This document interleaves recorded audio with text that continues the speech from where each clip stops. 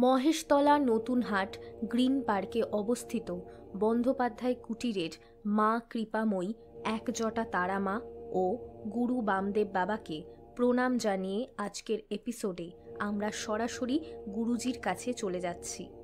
ওনার শ্রীমুখ থেকে শুনে নিন আজকে উনি কী বিষয়ের ওপরে মূল্যবান আলোচনার আলোকপাত করতে চলেছেন। আজকে যে বিষয় নিয়ে তোমাদের সামনে চলে এসেছি সেটা হচ্ছে সংসারের শান্তির জন্য কি করণ ক্রিয়া। তোমরা কি কি মানবে, তোমাদের সংসারে শান্তিতে থাকতে গেলে তোমরা কি কি মানবে, তার জন্য আমি কয়েকটি নিয়ম বলে দেবো। এটা টোটকা নয়, কোনো ক্রিয়া নয়, এগুলো তোমরা মেনে চলবে। সাধারণভাবে তোমরা সংসার জীবনে অনেক শান্তি, অনেক সমৃদ্ধি, অনেক আনন্দ, অনেক বৈভব, অনেক সুখ শান্তি সবটাই পাবে। তার আগে বলে দিই, যারা নতুন, তারা যারা দেখছো তারা চ্যানেলটাকে সাবস্ক্রাইব করে দাও এবং তোমাদের বন্ধুবান্ধবের মধ্যে, আত্মীয় স্বজন সবার মধ্যে চ্যানেলটাকে যতটা পারো ছড়িয়ে দাও। দূর দূরান্তর থেকে মানুষ যে যেখানে আছে সে সেখানে বসে দেখুক, ঘরে বসে উপকার পাক, এটাই আমি চাই। আর যারা আমার কাছে আসতে চাইছো, যারা আমাকে পছন্দ করো, আমাকে ভালোবাসো, জানি বহু লোক আমাকে ভালোবাসো, তারা আমার কাছে এসো। মায়ের মন্দির খোলা আছে প্রত্যেকের জন্য।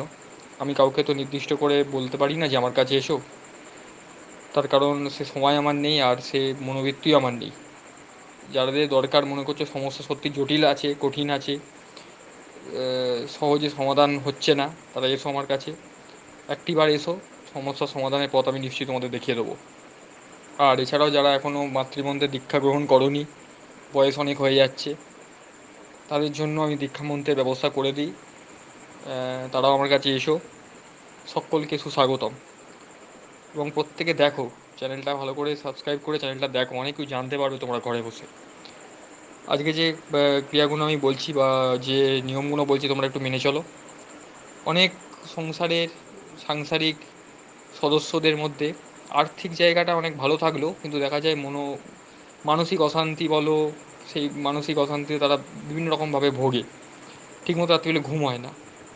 প্রত্যেকের সঙ্গে প্রত্যেকে যেন একটা মতের অমিল, মানে একে অপরের কথাবার্তা যেন সহ্যই করতে পারছে না, এরকম একটা ঝগড়া অশান্তি লেগে থাকছে। এগুলো হয় কেন? বাস্তুগত কিছু সমস্যা যদি থাকে তোমাদের বাস্তু ভিটায়, বা কেউ ধরো ক্ষতি করে দিয়েছে, বা বাড়ি যখন তৈরি হয়েছে দিক দিক নির্দেশন ভুল আছে, তার জন্য কিন্তু অনেক সময় বাস্তুগত এফেক্ট হয়।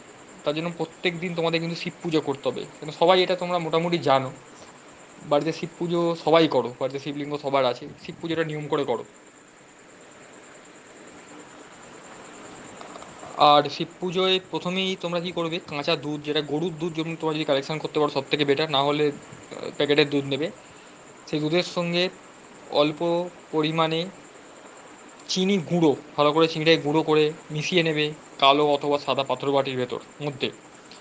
এবং তার মধ্যে শুদ্ধ জল অথবা গঙ্গা জল, দুটো কিন্তু মিক্সড করবে না।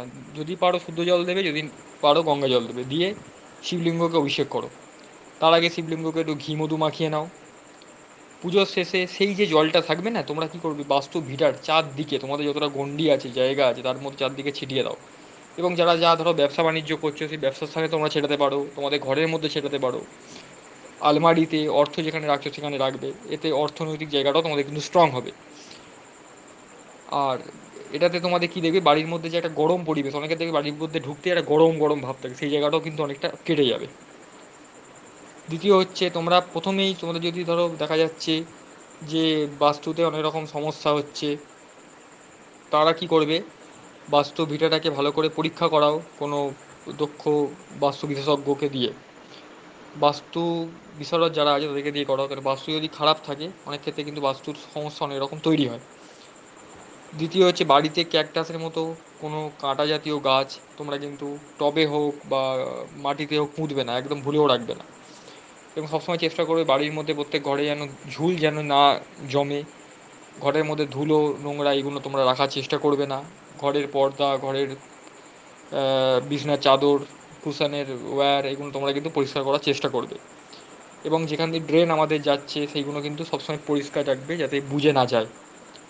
এবং আপনার বাড়ির ওয়াশরুম, পায়খানা, বাথরুম সবসময় যেন নিট অ্যান্ড ক্লিন থাকে, সেই দিকে কিন্তু তোমাদের চেষ্টা রাখতে হবে।